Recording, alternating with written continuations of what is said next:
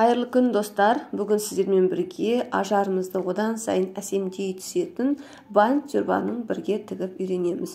Ол үшін алдын ала миллиметровка қағазын немесе обой қағаздардан осындай өлшемдерді дайындап аламыз. Бізге ені 30 см, ұзындығы толықтай 62 см, одан кейін доғал бұрыш басталатын жеріне 52 см-ден ары қарай 10 см-ді біз доғал етіп аламыз. Одан кейін бұдан бізден мына көрсетілген бөлігі бізде сгиб дейміз, яғни қайтарылған болу керек, яғни 2 дана.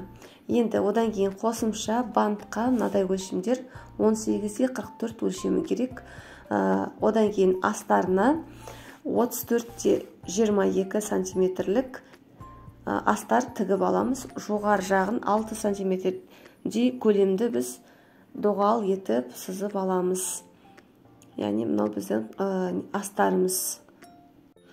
Астары бізде 2 дана. Одан кейін мынау бантымызды біз астын дублирин деп аламыз, қатылықты сақтау мақсатында.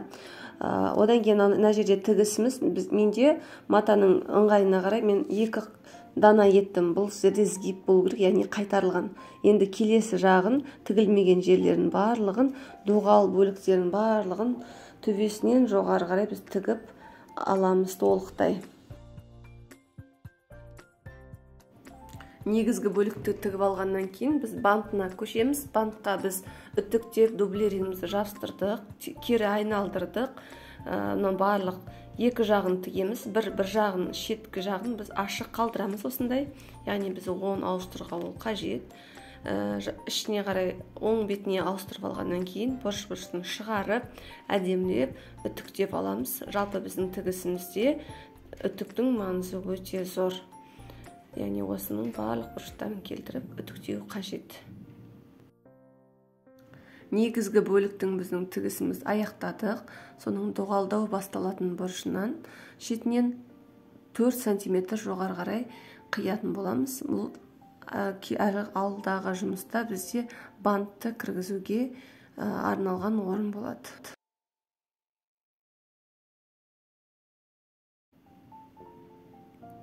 Осылайша қиып алдық. Енді астыңғы бөліктен 8 см өлшеп алып, белгі қалдырамыз. Сол белгі қалған орыннан жоғарғы қиып 4 см қиған жерге дейін 3-4 қабаттап инені жіппен көктеу тігіспен бір келкетіп тігіп шығамыз.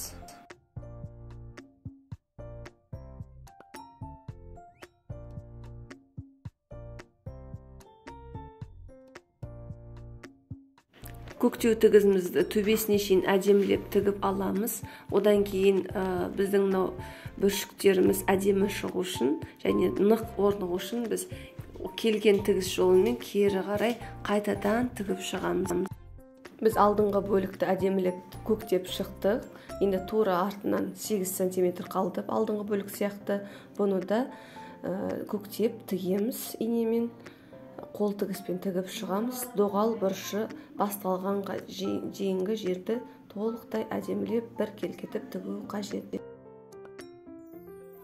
Бұл тігіс аяқталғаннан кейін бантқа көшеміз. Бантты алдын ала кесіп алған 4 см-лік ойындымыз бар ғой, соған кіргіземіз. Осы видео бойынша оны кері қаратай қайырып ішіне кіргіземіз. Банттың бір бөлігін, қалған ұзын бөлігі осылайша қала береді. Қайырған бөлік және банттың өзі тілше сияқты болып тұрған жерін барлығын бірінші түйрелеп алып бірге тігуіміз қажет. Машина тігіске саламыз. Машина тігіске бірден бір түзу жолмен салынбаса, бірінші оң жағынан, кейіннен сол жағынан қайтара отырып тіксек бізде шығады.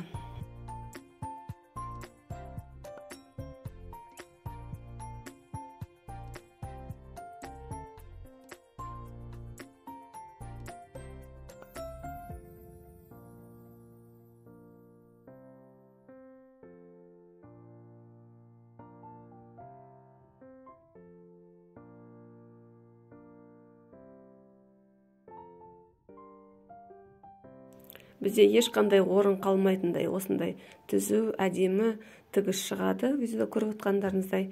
Енді сол ұзынша келген банттың бөлігін біз оң жағынан да сол жағынан да кіргізіп, әдемі бантты қалағанымша жасауымызға болады. Әрмен қарай біздің жұмысымыз осы бант жүрбанның астарымен болады. Алдыңғы бөлікті тіккен кезде біз артқы бөлік тіккен кезде біз 8 см жоғары алып тіккен болатынбыз. Яғни сол 8 см жартысы 4 см-ге ішкері қарай кіргізіп алып, жан жағын осылай белгі қойып, түйрелеп алып, сол бойынша біз астарды соған бекітетін боламыз. Астардың теріс жағымен сыртынан, осы жүрбанның сыртына кигіземіз видео бойынша. Және оның барлық жақтарын тігіп шығамыз. Тек алдыңғы банттың жерін ғана тікпей қалдырамыз. Видеоға назар салсақ, барлығы түсінікті болады.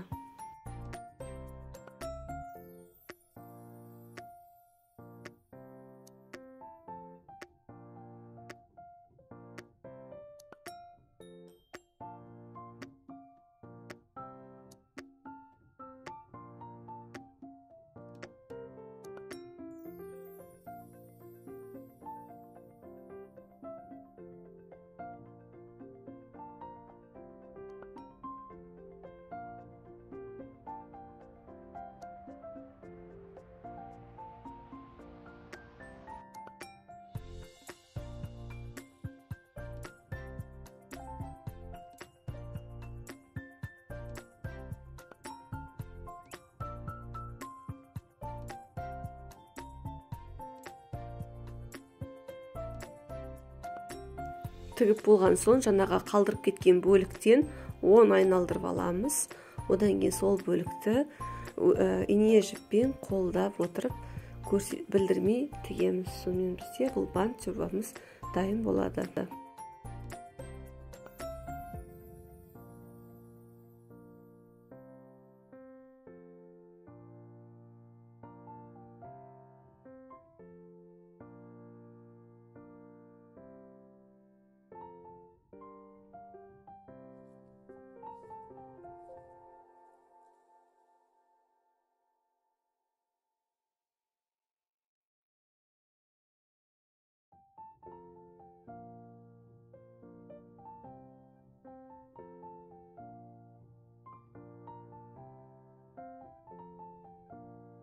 Мінекей біздің бант жүрбанымыз дайын. Күнделікті өздеріңіздің образдарыңызды одан сайын әсемдей түсіңіздер. Бұған керекті маталарды мен описаниеда жазып кетемін. Әдемі, көрікті болуға әркім лайықты. Видеоны соңына дейін қарап, менің каналыма тіркелуді ұмытпаймыз, достар.